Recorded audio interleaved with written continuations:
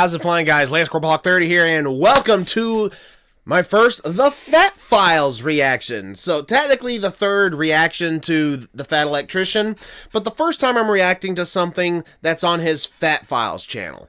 You know, so, again, full disclaimer for anybody who may not have seen the prior two episodes, I pretty much, all the episodes prior to those first two that I watched, I've already seen. Everything prior to that, I've already seen. So, the old 666 and the Sergeant Reckless, Louis Millet, all that I've already seen. And this is just the first one of the Fat Files I'm reacting to. Why Chick-fil-A outperforms the competition. Capitalism done right. Free market done right. So, but anyways. And so, we're talking about Chick-fil-A. I kind of wish that I had a bag of Chick-fil-A here, even as trash, like even emptied out and not eaten. So just to kind of prop, but the closest one is over 30 minutes away, and I'm not willing to quite make that drive just for some good chicken. The large chicken is good. I just wish there was one closer to me. But anyways, why Chick-fil-A outperforms the competition. I am curious to see what he talks about in this. But we're going to find out. Also, for the commenters in the prior two videos pointing out the volume, real quick, I am going to show you guys this right here is literally turned up all the way. I'm showing you guys right now just so you can see. In browser, it is in fact turned up all the way. So this should be more balanced into your guys' liking. If it is not, for whatever reason, at that point I don't know what to tell you, because like it's all the way up. It's all the way up. I cannot force it to go any higher. So, anyways, I'm not going to waste any more time because I'm curious to see what Nick has to say about Chick-fil-A. I did not intend to make that rhyme. Link to the original video will be in the description. Please make sure that you guys have seen it before you watch my reaction to it. With that out of the way, let us go ahead and go. This just might be my favorite business model of all time, and I think that it is the epitome of capitalism done right. Bring it to me. Today we're talking about Chick-fil-A. It is the most successful restaurant chain in America, and it has done that despite being canceled like every 5 minutes for the past decade. Yeah, there have been a lot of people that just hate the Lord's chicken. Yes, I'm aware of what some people say. So at a bare minimum, regardless about how you feel about Chick-fil-A, you should at least take the time to understand their business model because it's really good. And when I say it's good, that's an understatement because they're not just the most successful restaurant chain in America, they are the most successful by like 10 miles. They absolutely body the competition. It's not even close. Okay, let me break this down for you. The most profitable restaurant chains of 2023 are as follows. Starbucks with $35 billion, McDonald's with $25 billion, and then coming in third is Chick-fil-A with $21 billion. So how is it that the third most profitable restaurant is somehow the most successful? Well, per capita matters, right? Because Starbucks is coming in first with $35 billion, but they've got 38,000 locations. McDonald's coming in second with $25 billion, but they've got 40,000 locations. Chick-fil-A is coming in third place with $21 billion, and they have 2,900 locations. Ratios and numbers do in fact matter. That is a good ratio. Okay, these other restaurant chains are 12 times larger and have roughly the same output as Chick-fil-A, meaning that the average Chick-fil-A is like 12 to 14 times more profitable than your average McDonald's or Starbucks, which is absolutely fucking insane. I just wish we had one when I was still living in Alaska. Literally, we did not have Chick-fil-A when I lived in Alaska. I still don't think we have a Chick-fil-A up there. I'm living in Georgia now. I'm in the land of Chick-fil-A and Crystals and other southern locations that work really well here in the South. But when I lived in Alaska, which was 2/3 of my life at least, man, I just wanted some good chicken from the Lord. The closest, you want to know, guys want to know the closest thing I could get to a chicken sandwich? Where even? Wendy's. Dairy Queen. Okay, like that was where I went if I wanted a chicken sandwich. You know, just what can I do? And then it gets even crazier when I remind you that Chick-fil-A isn't open on Sundays, meaning that Chick-fil-A is Yes. outperforming all of its peers with less locations, working less hours a day, working less days per week. And we're going to get into how that's possible right after a word from our sponsor. Today's video is brought to you by All right, Rocket Money. sponsor It's your time. all-in-one finance app capable of doing pretty much anything you could want. It does all the normal stuff that you would expect, like help you set a budget, monitor your credit, even track your net worth. But what sets Rocket Money apart is they help you identify every single subscription that you are paying for monthly, and half the time, you forgot you were even paying for that. Okay, me and my wife do this all the time. There's always some football game or MMA fight that I want to watch and some TV show that she wants to watch, and for some reason it's on some streaming service or app that nobody has ever heard of. So we have to go get the app, get the streaming service, sign up for the 7-day free trial just to watch our show. Then we forget we signed up for the free trial, and then we're getting charged $7, $8, $9, $10 a month every month for the next 3 years, and I have no idea. Funny thing, maybe he'll mention this, but we've kind of gone backwards now from what used to be the case. Remember how you could find... You remember cable? Satellite TV as well? You had channels that came as part of a bundle you might not necessarily want, and you always had ads in between what you wanted to watch. And then Netflix came along where you could stream it from home without ads, all for a subscription. And it's like, oh, well, what do I need cable for? Everything's on Netflix. And then people started doing this whole copyright stuff, splitting off into other streaming services. So it made it so that it was all just spread out.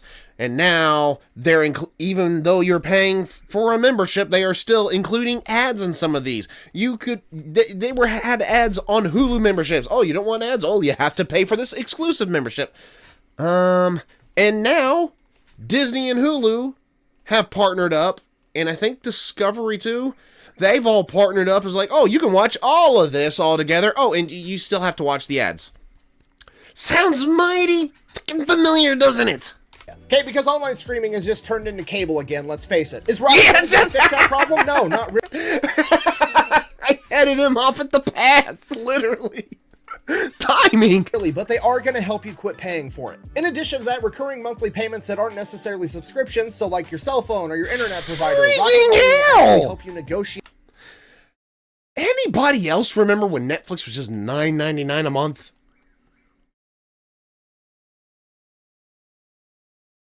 Yeah, maybe if they had stopped greenlighting shows like Cuties, maybe so many people wouldn't leave where they had to jack up the prices that much.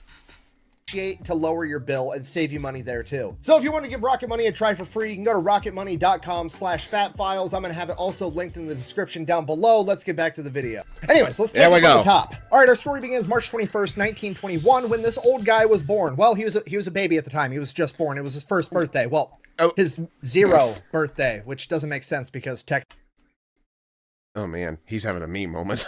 I sometimes go down these tangents. Technically, that literally is his first birthday, but we don't call it your first birthday until you've already been alive for a whole year, which, anyway, birthdays are dumb. Moving on.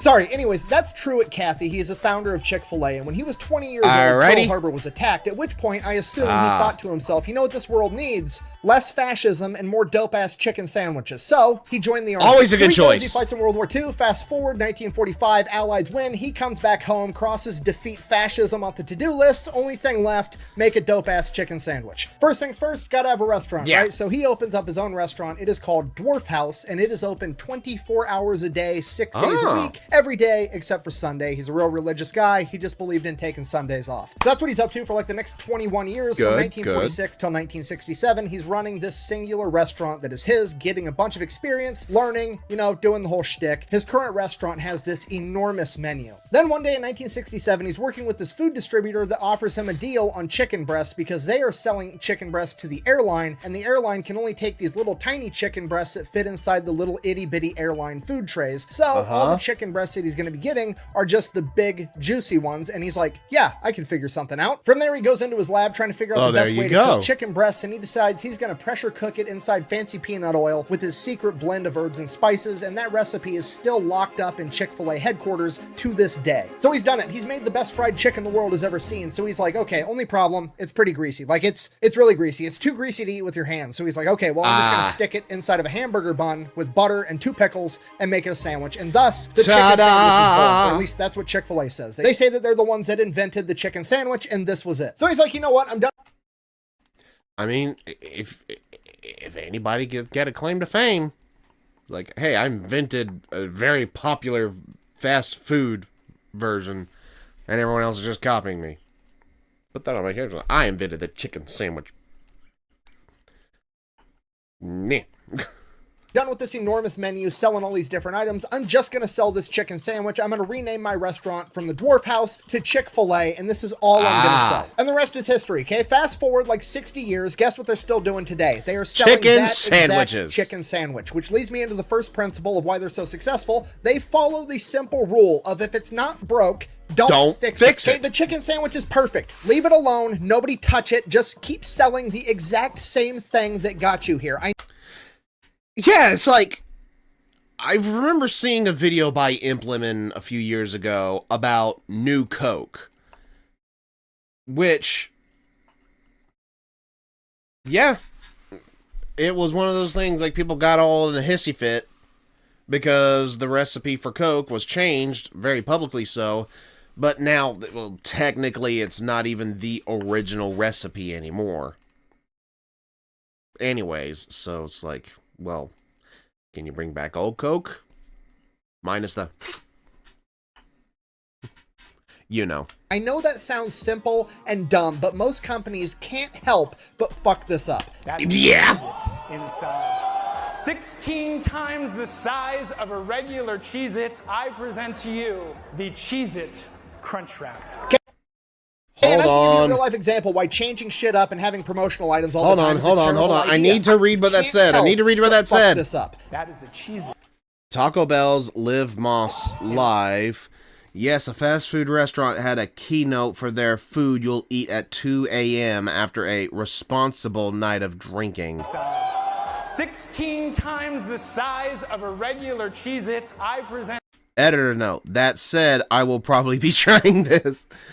And they just had to ape Fallout 76, didn't they? Oh, that's a decision. To you, the Cheez-It Crunch Wrap. Okay, and I can give you a real life example why changing shit up and having promotional items all the time is a terrible idea. I used to eat Doritos all the time. Then, one day, Doritos came out with this new flavor called Buffalo Ranch Doritos Jacked, and they were the best Doritos on the planet by like 10 miles, and I probably ate a bag of them every day for several years straight. Then, one day, they just disappeared and they quit making them, seemingly for no reason. I can only assume it's because it was driving down the sales of all the other flavors, because they were the best Doritos ever. And now, guess what? I just don't eat Doritos anymore because every time I eat a normal Dorito or a Cool Ranch Dorito or a sweet chili Dorito, it's not the same. It's like a shittier version of Doritos Jacked Buffalo Ranch, and I don't even like it anymore. Okay, because you gotta realize, people are creatures of habit. I would have habitually eaten a bag of Doritos Jacked every day till I died if they gave me the option to, but they took Doritos Jacked away, then they essentially broke my habit for me, and I just never went back to eating normal Doritos, okay? I mean, that's how certain things change up. You know? If somebody does something for so long correctly, and then you take that away, why did you do that when it was successful? You know? Like, to me, example, I have absolutely no idea how successful it actually is, or how in demand they actually are, but Taco Bell's nacho cheese fries are actually decently seasoned fries, in my opinion. They don't taste half bad, and the nacho cheese sauce is actually pretty good. Why won't you just leave it on the menu? Exactly. But that's something they come out with like every year during this one period of time. It's like their McRib, except it's around a little bit more often, I think. But here's one actually that I used to regularly get whenever I would have Taco Bell. Why did they take quesaritos off the menu? That little extra pocket of cheese around the outside? Why would you take that away? That was, like, when I habitually ate Taco Bell.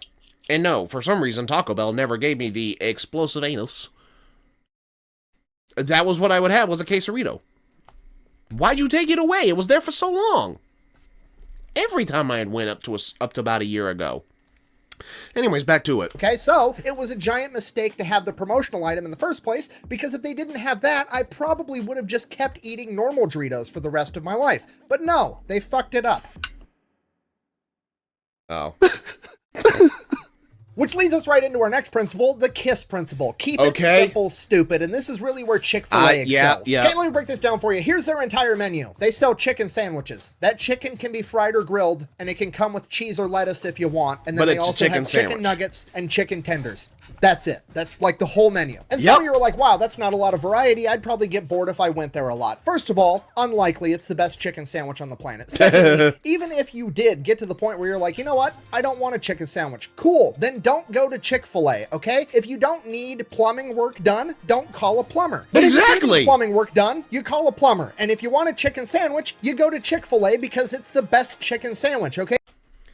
I'm kind of surprised you didn't use the electrician analogy, because duh. Hey, there's nobody on the planet that's like, man, I would really enjoy a chicken sandwich right now, and they pull up to an intersection and there's a McDonald's right next to a Chick-fil-A. 0 people on the planet are going to go to McDonald's for that chicken sandwich. Yeah, okay? no. None. Nobody. Chick-fil-A has picked its arena of battle, and when it comes to chicken sandwiches, they're the undefeated heavyweight champion.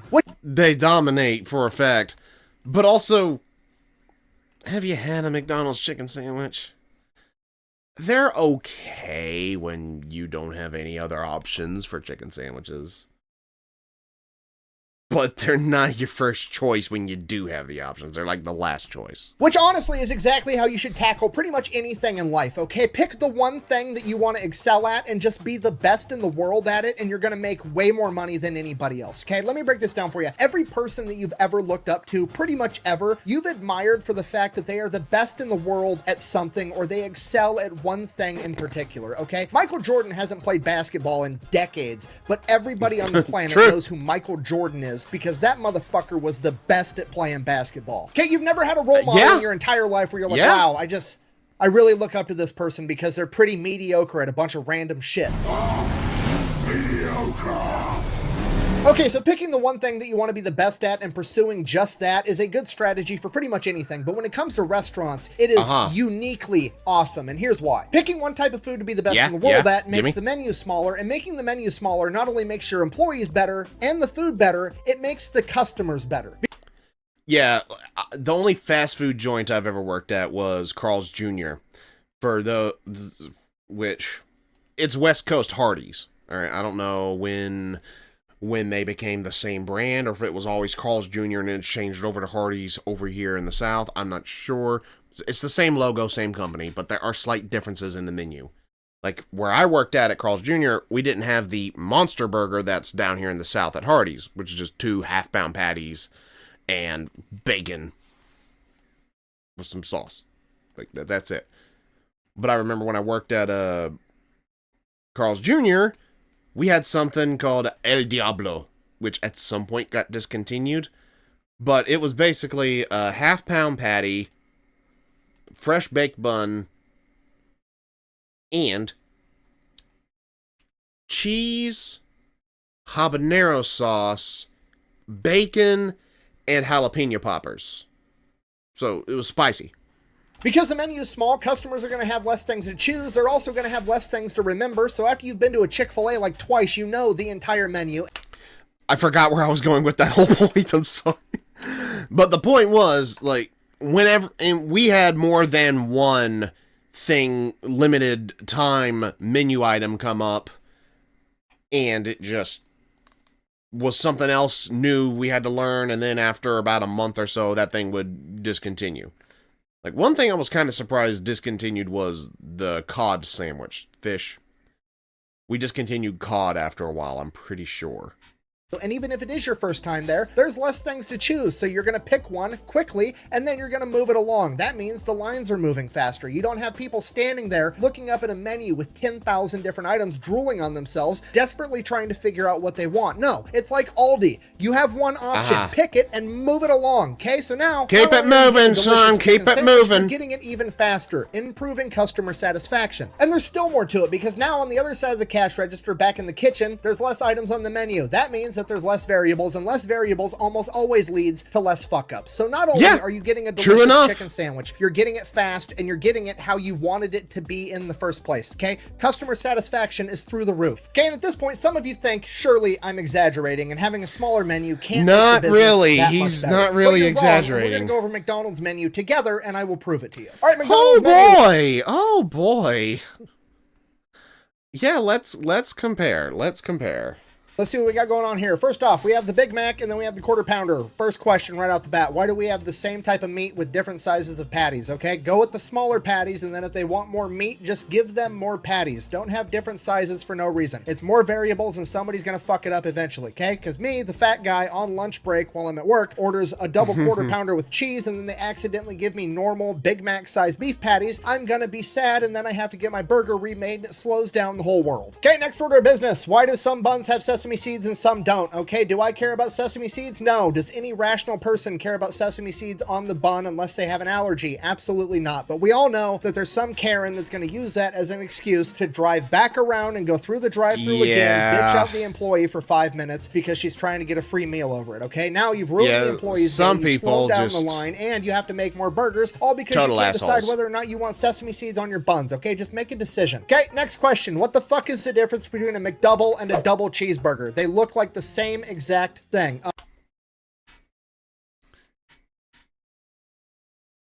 The only difference that I can see visually is that the double cheeseburger has one more slice of cheese than the McDouble. That is the only difference. Oh, I see here. It's one piece of cheese. That's the difference. You have a whole different sandwich with a different name over one piece of cheese. Okay, just pick how you're making a double cheeseburger. Do you want it with one piece or two pieces of cheese? Don't have two different options, because now I have to listen to the next 10,000 people ask, what's the difference between the McDouble and the double cheeseburger? One's cost 7 cents more because it has an extra piece of cheese. Okay, that's dumb. Get rid of it. They're the same picture. All right, moving on. Pretty Chicken much. and fish, adding 2 more types of meat, which is more variable, so that's bad right off the bat. Secondly, best sounding one is the Bacon Cajun Ranch McCrispy. Now, unfortunately, it's a limited time only item, and it's probably the best one because that sounds way better than a regular McCrispy, which means I'm never going to eat a regular McCrispy ever again because I'm always going to be thinking about the one that got away, the delicious Bacon Cajun Ranch McCrispy. Okay, it does Stop sound doing good. Limited time and seasonal items. Every time I lose a limited time item, it's like getting dumped by a girlfriend. Okay, quit putting people through that. Either keep the item or don't keep the item. Okay, next order of business. Why are we adding a third additional bun? Okay, this one also has no sesame seeds. Just put the no sesame seed bun on this one. Or if this bun is better, just get rid of the shitty bun altogether. Okay, then we come to this philosophical conundrum. What is the difference between the McChicken and the McCrispy? Can somebody explain this to me? That's rhetorical. I'm fat. Of course I know the difference. Okay, this one right here is where they're trying to knock off Chick-fil-A. I know that because it looks like they're trying to knock off Chick-fil-A. It does. Secondly, it really it comes in does. a foil bag, just like Chick-fil-A. And this is their original chicken sandwich, which is basically a frozen hockey puck that they call chicken that they beforehand, okay? If you're trying to rip off Chick-fil-A, just commit to it and get rid of this one altogether. Okay, moving on. Okay, then we have the chicken nuggets. Hey, stop it!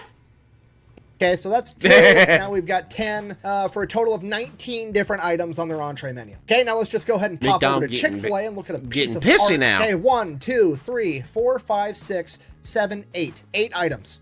That's it, okay? Now, I'm going to ding them here because that is a different bun, clearly. However, I can see from here that that bun looks like it tastes like shit. So clearly it is a healthier bun somehow that's going with the healthier cut of chicken. So at least that makes sense, okay? Okay, moral of the story, less items with less ingredients equals less fuck-ups, which makes everything move faster. And this is where I really think they get capitalism right, and that principle is slow is smooth and smooth is fast. You see, there's only 2,900 Chick-fil-A's, and they're not in a hurry to put up a bunch more. They would rather have one really good Chick-fil-A Chick-fil-A as opposed to 10 pretty mediocre ones. And that's why one Chick-fil-A makes 12 times as much money as a McDonald's. And having this mentality allows them to focus on the original goal, which is just having good food. When you compare Chick-fil-A to McDonald's as far as opening up a new location goes, it's insane how different their mentalities are. Because McDonald's is meticulous, they go full psychological warfare mode on where they're going to put all of their locations. Oh, really? I'm making these numbers up, but this is roughly what their process is. If you come to McDonald's with millions of dollars, say, hey, I want to open up a McDonald's, they're like, cool, give us the general area. Then they send people out to sit in potential locations, and those people just sit there and count how many cars drive by. Click, click, click, click. And McDonald's knows out of every 100 cars that drives by, 3 of them are going to pull into McDonald's, and they know that every single person that pulls into a McDonald's on average spends $12 or whatever. Before McDonald's even breaks ground on the new restaurant, they can predict within $10,000 how much money that location is going to make that year. Chick-fil-A, on the other hand, doesn't give a shit. They're going full Field of Dreams approach. Yeah, that's very... That first approach that he mentioned McDonald's would do. It makes sense from a financial standpoint of like, okay, how busy is this street? Like, how many people go by in an average hour? Like, they get the whole... I'm gonna say the bit, like, they get somebody with grade A autism, like me, go down and just count and just like, we got numbers, and just like calculate, like numbers, run number, yes, profit, it's worth it. It's worth it. There's enough people in this area frequently going through this road at this particular time. It will be worth it. It's like, if I build it, they will come, okay? They can't tell you within $10,000 how much money you're going to make in your first year, but guess what? They can tell you it's going to be more than any fucking McDonald's around. And because they grow so slowly, they're not like a normal franchise where just some rich millionaire dude can come up and be like, hey, I want to own a Chick-fil-A and never actually work there. No, Chick-fil-A owns every Chick-fil-A. They own all of it. They own the restaurant, the property it's built on, and all the equipment inside of it, okay? If you want to run a Chick-fil-A, you become an operator, at which point you get 50% of the profits of that restaurant that you run, okay? They are extremely picky about who they let run Chick-fil-A's. You almost always have to work there for an extended period of time and work your way up. These people end up making over $250,000 a year, and they have to have a very, very small investment. I think it's like $10,000, and it's not even technically an investment. It's more or less a security deposit, because if this person goes to a different job or they retire, they actually get that money back, assuming that the restaurant that they were running is in good condition when they leave. According to their website, like, that is actually a solid policy. It's like somebody invests this amount of money in, and if you leave, as long as everything is running good, you get that money back. That actually sounds good.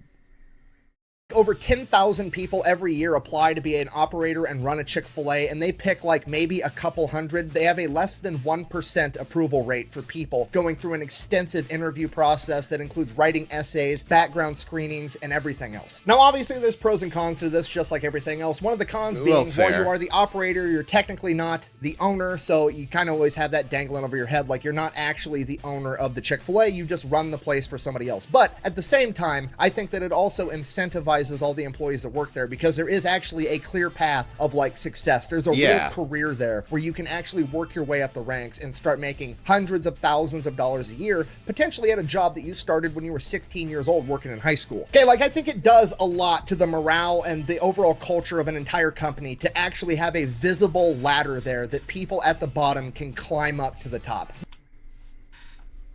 And hey, that already sounds better than what it was like when I worked at Carl's Jr.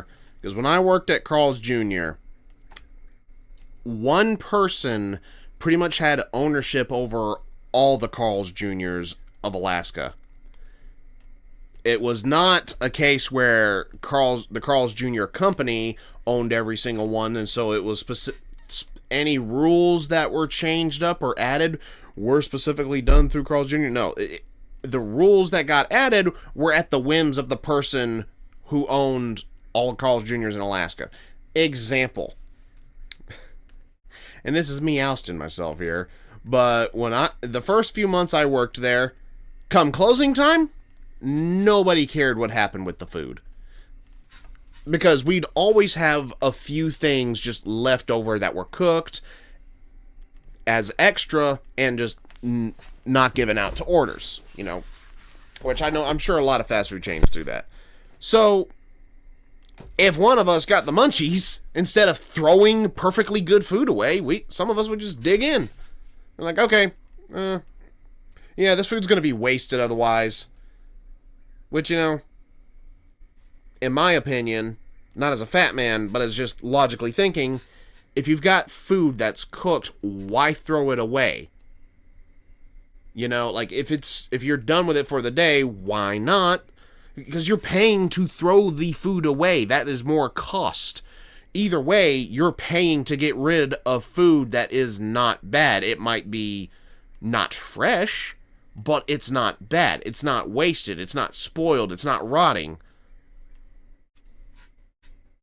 But then at some point, because the Carl's Jr. owner had heard that McDonald's had successfully sued an employee over doing something like that, I think was the story we were told. We were basically told, like, no, that can't happen. Throw all the food away.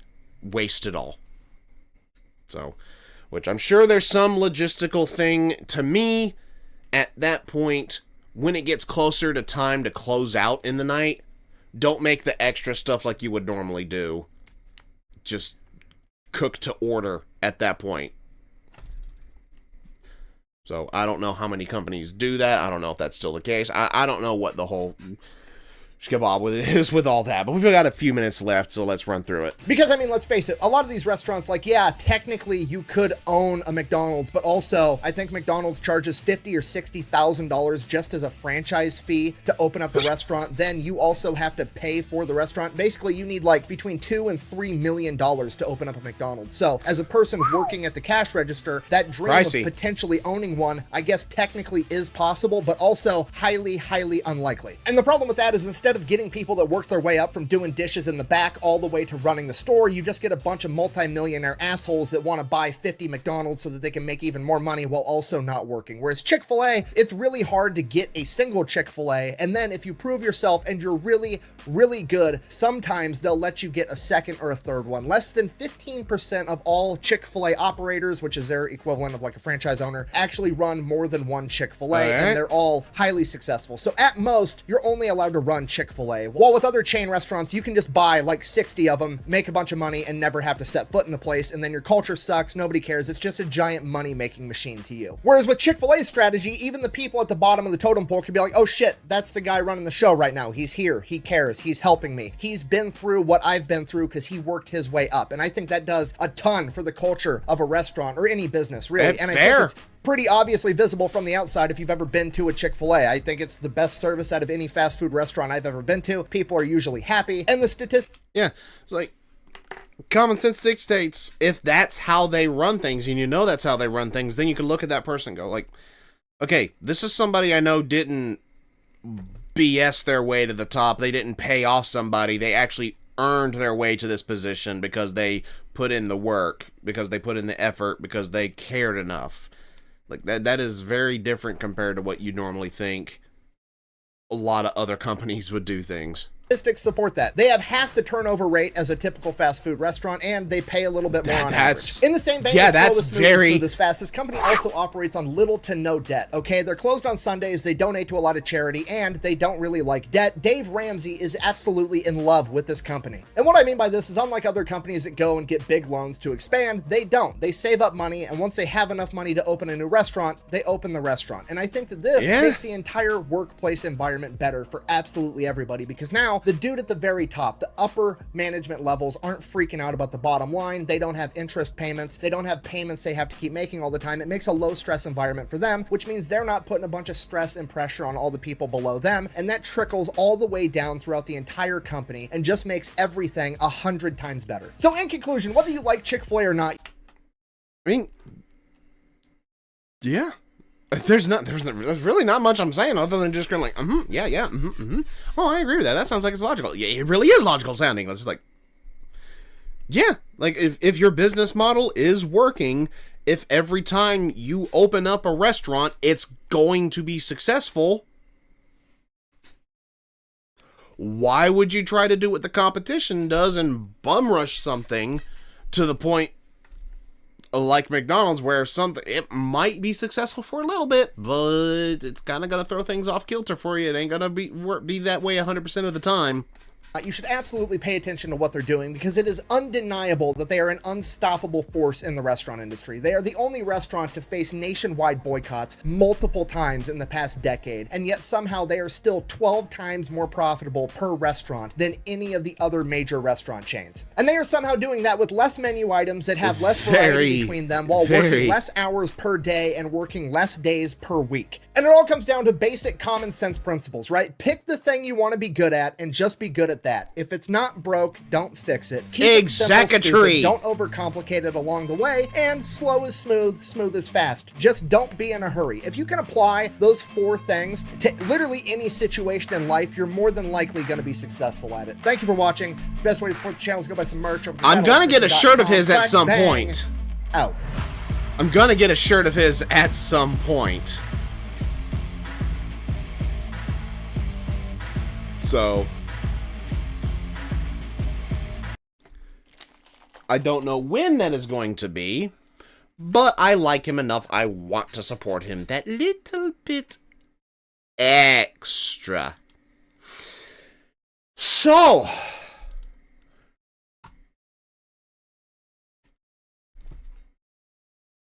I'm just looking at the timestamp. That was much longer than I realized I was going.